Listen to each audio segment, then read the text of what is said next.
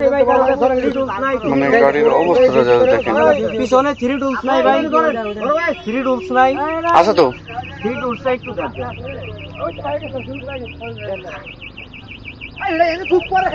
একটু ব্যাগে জানা একটু। এটা কি করতে পারবেন না, এটা ভিতরে ঢুকে যাইবো খালি। আচ্ছা ঢুকাক না, ভেতরে ঢুকাক না, ভেতরে ঢুকে আপাতত রাখো।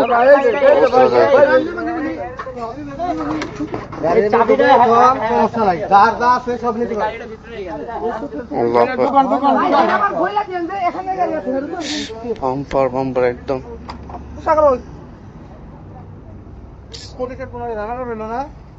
স্ট্রিং মিং যা যেটা আছে অবস্থাটা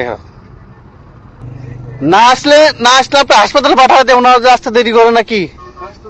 আসতেছে বেশি দূরে না কাছেই?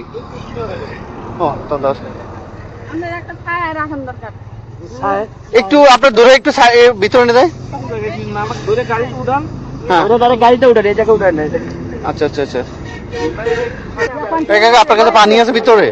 পানি দেন না, একটু পানি দেন, একটু পানি দেন না, একটু বার করে একটু পানি খান। অল্প হয়েছে আর খায়েন না।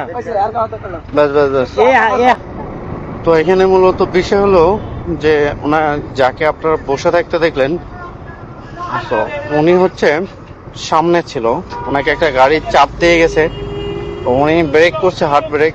আর আপনারা জানেন যে হাইওয়েতে একটার পিছনে একটা গাড়ি থেকে যায়, আর এখন ঈদের টাইম প্রচুর পরিমাণ বাইক ঢুকতেছে এখন ঢাকার ভিতর ছুটি শেষ করে।